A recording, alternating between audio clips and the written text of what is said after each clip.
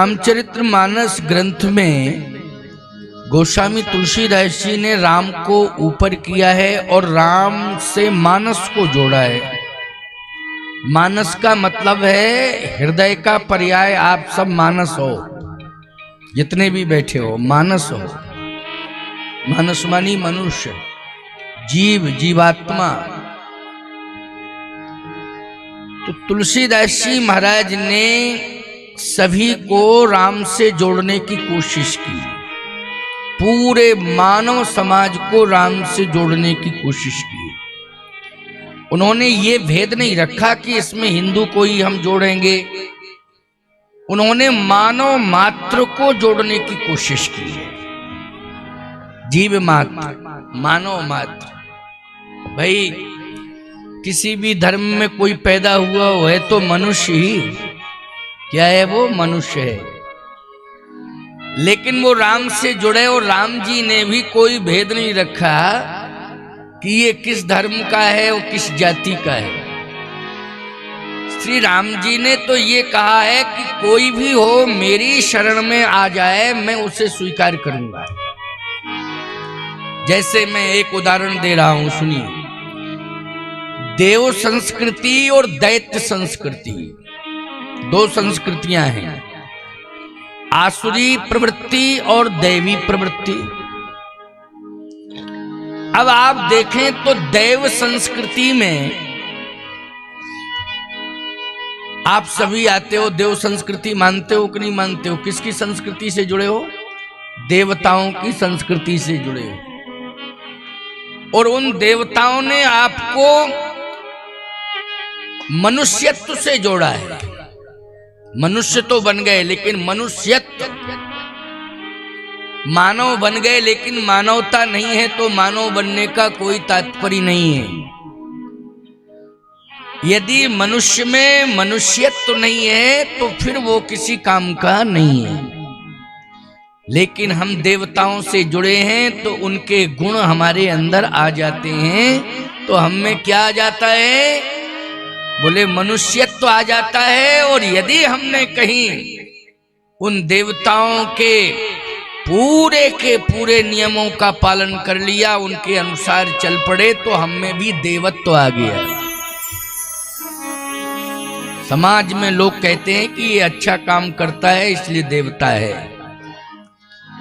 तो ऐसी बात नहीं है कि भगवान ने दैत्य संस्कृति के लोगों को नहीं स्वीकार किया। अब दैत्य संस्कृति में कौन आता है? दैत्य संस्कृति में, दानव संस्कृति में आता है कौन? रावण। बोलो आता है कि नहीं आता है? भगवान ने उसको मार के उद्धार कर दिया। और दैत्य संस्कृति में ही पैदा हुआ विभीषण उसको अपना के स्वीकार कर लिया। बोलो भाई, दोनों ही दैत्य संस्कृति में पैदा हुए हैं, राक्षस वंश में, रावण और विभीषण। और भगवान ने दोनों को अपनाया है। विभीषण को स्वीकार किया है, अमर बना दिया है, और रावण को मार के उसका उद्धार कर दिया है। बोलो भाई, किया कि नहीं किया? क्यों? रावण जो है भगवान राम के सामने शत्रु भाव लेकर के आया। कौन सा भाव लेकर के आया? शत्रु भाव लेके आया। लेकिन आया है कि नहीं आया है? आया है। भगवान ने उसे मारा तो है लेकिन उसका उद्धार कर दिया।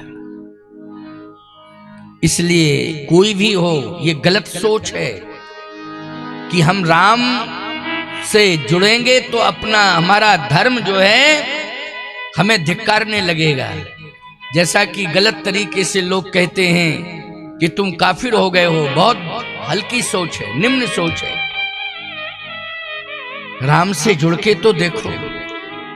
अच्छा बोलो, रसखान ने भक्ति की कि नहीं की? रसखान ने भक्ति की है। भक्ति का परिणाम भी आया कि भगवान ने दर्शन दिया। आप जानते हो कि रसखान ने ही नहीं, एक ईसाई ने भी रामायण को पढ़ा है। ईसाई का नाम क्या है? डॉक्टर फादर कामिल बुल्के। डॉक्टर फादर कामिल बुल्के बेल्जियम से आए थे, वो भारत में ईसाईयत का प्रचार करने के लिए आए थे। लेकिन एक जगह रामायण पढ़ी जा रही थी और उन्होंने सुन ली धोखे से ही, तो रुचि बढ़ गई, अरे इसको तो मैं पढ़ूंगा, इसमें है क्या। देखो एक बात आपको बताएं, पढ़ाया क्यों जाता है? इसलिए पढ़ाया जाता है कि तेरा अज्ञान का अंधकार दूर हो जावे, इसलिए पढ़ाया जाता है। डॉक्टर फादर कामिल बुल्के वो पीएचडी थे, डॉक्टर थे, उन्होंने कहा कि इसको तो मैं पढ़ूंगा, इसमें है क्या। क्योंकि जहां भी जाता हूं वहां लोग रामायण पढ़ते हैं, जिस गांव में जाता हूं वहां लोग रामायण पढ़ते हैं। पहले तो गांव में शाम को नियम थे, गांव गांव में रामायण घर घर में पढ़ी जाती थी। पहले की बात बता रहा हूं, घर घर में रामायण पढ़ी जाती थी सायंकालीन बेला में, रात्रिकालीन बेला में। तो डॉक्टर फादर कामिल बुल्के ईसाईयत का प्रचार करने आए थे। उन्होंने कहा इसमें है क्या, मैं इसे पहले पढ़ूंगा।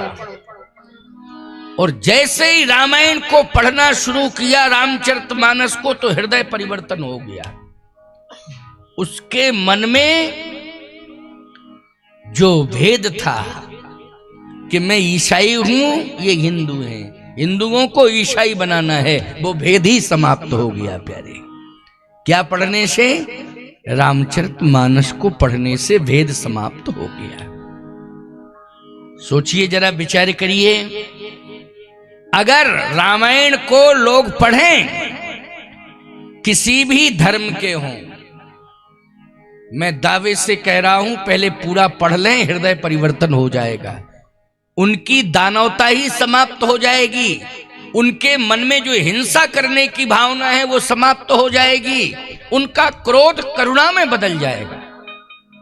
लेकिन रामायण को पढ़ तो लें। इसलिए प्यारे भागवत को पढ़ने में प्रतिबंध है कि अमुक जाति का हो वही व्यासपीठ पर बैठ करके भागवत है, पुराण है, अन्य पुराण है, लेकिन रामचरितमानस को पढ़ने में कोई बंधन है जाति का? जरा बता दो। कोई बंधन नहीं। हर किसी के घर में रामायण हो सकती है और हर घर के लोग रामायण को पढ़ सकते हैं। और घर घर में बोलो अखंड रामायण होती है कि नहीं होती है? जब घर घर में अखंड रामायण होती है तो सभी लोग पढ़ते हैं, घर के लोग कि नहीं, मोहल्ले के लोग पढ़ते हैं कि नहीं पढ़ते हैं? उसमें कोई टोकता है कि तुम किस जाति को क्यों पढ़ रहे हो? नहीं, सब पढ़ें। इसलिए ऐसा रामचरितमानस ग्रंथ है, इसलिए सभी ग्रंथों ने अपना समर्थन दिया है रामचरितमानस को। जैसे देवताओं में और देवियों में अपनी अपनी शक्ति हनुमान जी को दे दी, सभी देवियों ने और सभी देवताओं ने अपनी अपनी शक्ति किसे दी है? हनुमान जी को दी है। वैसे ही सभी वेदों ने, पुराणों ने, उपनिषदों ने, ग्रंथों ने अपनी अपनी योग्यता और अपना अपना समर्थन रामचरितमानस को दे दिया है। 6 शास्त्र सब ग्रंथन को रस सभी ने दे दिया समर्थन। इसलिए ये जनप्रिय हो गया ग्रंथ। जैसे हनुमान जी हर गांव में मिलेंगे तुम्हें, बोलो मिलेंगे कि ऐसा कोई गांव बता दो। मैं कहता हूं कि भारतवर्ष का ही मैं प्रमाण दे रहा हूं, पूरी दुनिया का प्रमाण नहीं दे रहा हूं, भारतवर्ष का प्रमाण दे रहा हूं। जितने भी गांव भारत में हैं, महानगर से लेकर के एक 4 झोपड़ी वाला गांव, बोलो हनुमान जी छोटे बड़े रूप में मिल जाएंगे कि नहीं मिल जाएंगे? राम मंदिर भले ही बहुत से गांव हैं जिसमें राम मंदिर नहीं मिलेगा आपको, लेकिन ऐसा कोई गांव नहीं है भारत का जिसमें हनुमान मंदिर ना हो, चाहे छोटे रूप में ही विराजमान क्यों ना हो, हनुमान जी बैठे हुए। क्यों? सभी देवी देवताओं ने अपनी शक्ति किसे दी है? हनुमान जी को दी है। ऐसे ही चाहे महानगर हो, चाहे छोटा सा गांव हो, चाहे एक झोपड़ी ही क्यों ना हो प्यारे, अगर थोड़ी सी भी आस्था है, धर्म के प्रति तो उसके घर में रामायण मिल जाएगी, चाहे छोटा गुटका ही रामायण का क्यों ना मिले। अगर आस्था है तो यह है समर्थन, ग्रंथों का समर्थन। इसलिए रामचरितमानस की महिमा गाई जाती है।